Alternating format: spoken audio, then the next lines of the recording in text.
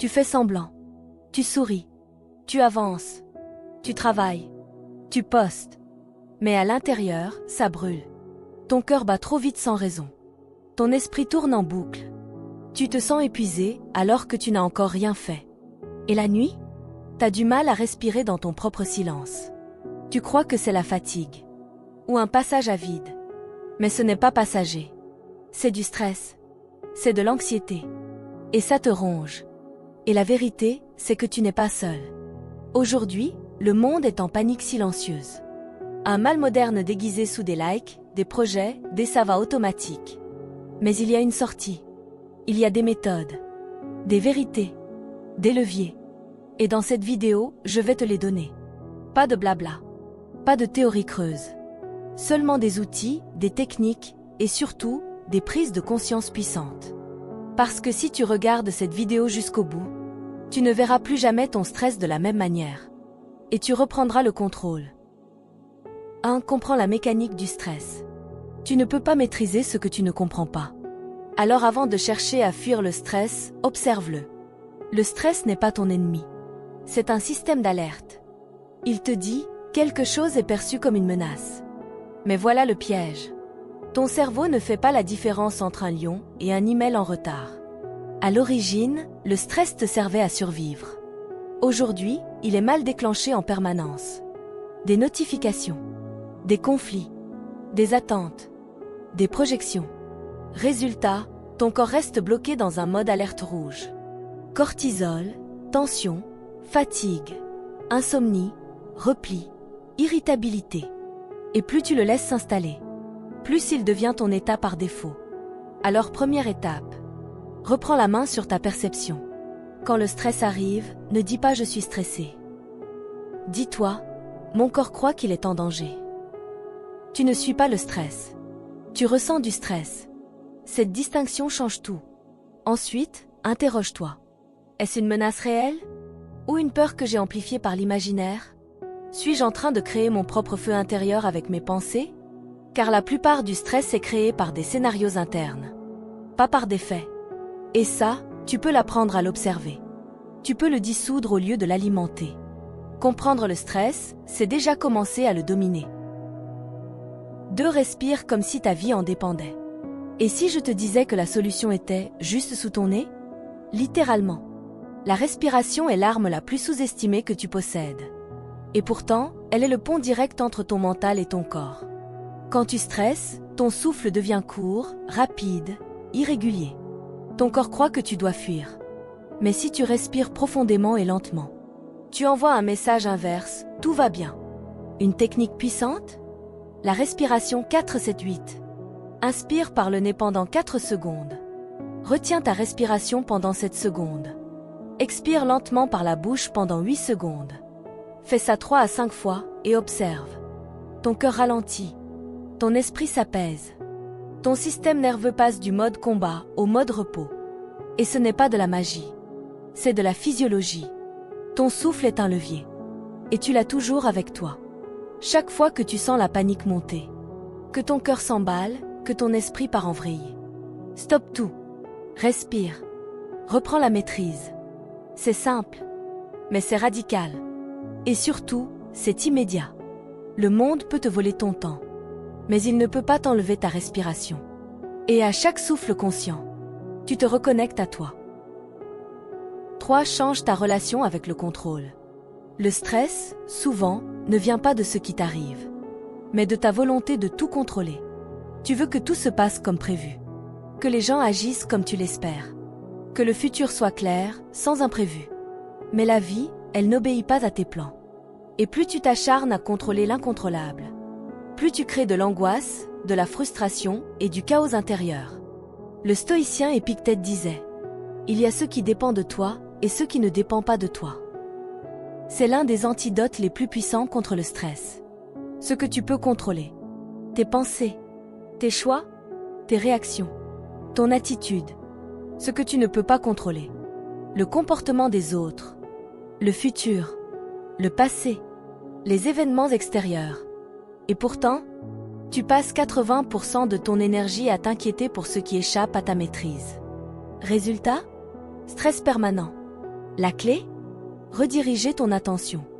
Chaque fois que tu sens le stress monter, demande-toi: est-ce que ça dépend de moi? Si oui, qu'est-ce que je peux faire maintenant? Sinon, pourquoi je me torture avec ça? Cette simple distinction peut éviter des heures de tension inutiles. Elle ne te rend pas passif, elle te rend lucide. Car lâcher prise, ce n'est pas abandonner. C'est choisir consciemment où mettre ton énergie. Et cette énergie, elle est précieuse. 4. Libère-toi de la surcharge mentale numérique. Tu te sens débordé. Ton cerveau fatigue vite. Tu dors mal, tu te réveilles fatigué, même sans effort physique. Mais as-tu déjà mesuré le nombre de stimuli que tu reçois chaque jour? Notifications, messages, infos, TikTok, stories, publicité. Ton esprit est constamment sollicité. Et ça, c'est du stress déguisé. Imagine ton cerveau comme un navigateur avec 100 onglets ouverts. À force, il rame. Il chauffe. Il bug. Ce n'est pas une question de faiblesse. C'est une surcharge cognitive. Chaque notification déclenche une micro-alerte dans ton système nerveux. Et à force, ton corps croit que tu vis en état d'urgence. Même assis sur ton canapé. Tu veux réduire ton stress? Commence par retrouver le silence mental. Des solutions simples mais puissantes. Coupe tes notifications non essentielles. Impose-toi des moments sans écran, matin ou soir. Pratique la dopamine detox une fois par semaine. Utilise le mode avion pour reprendre le contrôle. Ton esprit a besoin d'espace pour digérer, comprendre, respirer. Et ce silence, il ne te rend pas vide. Il te rend clair, présent, humain. Le stress numérique est l'un des grands maux invisibles de notre époque. Mais tu peux le transformer en paix, en apprenant à choisir ce que tu laisses entrer dans ton esprit. 5. Bouge ton corps pour libérer ton esprit. Tu veux apaiser ton esprit? Commence par faire bouger ton corps. Le stress ne vit pas seulement dans ta tête. Il s'accumule aussi dans ton corps physique. Tension dans la nuque. Épaules crispées. Mâchoire serrée. Estomac noué. Tu crois que c'est psychologique? Mais c'est incarné. Biologique. Viscéral. Et le meilleur moyen de libérer cette charge, c'est le mouvement. Pas besoin d'aller soulever des haltères pendant 2 heures. Une marche rapide de 20 minutes, sans écran, suffit à faire baisser le cortisol, relancer la circulation, rééquilibrer ton énergie, t'apaiser naturellement. Le corps est l'outil que ton cerveau utilise pour retrouver la stabilité. Et pourtant, dans une société sédentaire, on oublie de l'activer. Mais souviens-toi, tu n'as pas été créé pour rester assis toute la journée sous une lumière bleue. Tu veux des idées simples? Marche après chaque repas. Étire-toi dès le réveil. Fais 10 minutes de yoga ou de gainage en silence. Danse comme un fou seul dans ta chambre. Peu importe le style. Ce qui compte, c'est la régularité. Le mouvement te libère. Il t'ancre. Il fait sortir le stress au lieu de le stocker. Alors chaque fois que tu sens l'anxiété monter, rappelle-toi, ton corps est ton médicament. 6. Reconnecte-toi à l'instant présent. Tu stresses parce que tu es partout sauf ici. Tu es soit dans le passé, à ressasser, soit dans le futur, à t'inquiéter. Mais pendant ce temps, ta vraie vie se déroule maintenant. Le stress, c'est un parasite du moment présent. Et pour l'éliminer, tu dois ramener ton attention à l'instant. Une méthode simple mais puissante? L'ancrage sensoriel. C'est un exercice en 3 étapes. Arrête tout. Respire. Observe autour de toi 5 choses que tu vois, 4 que tu entends, 3 que tu ressens. Reviens à ta respiration. Compte chaque souffle jusqu'à 10. Tu viens de redescendre dans ton corps. Dans le réel. Là où le stress ne peut plus dominer.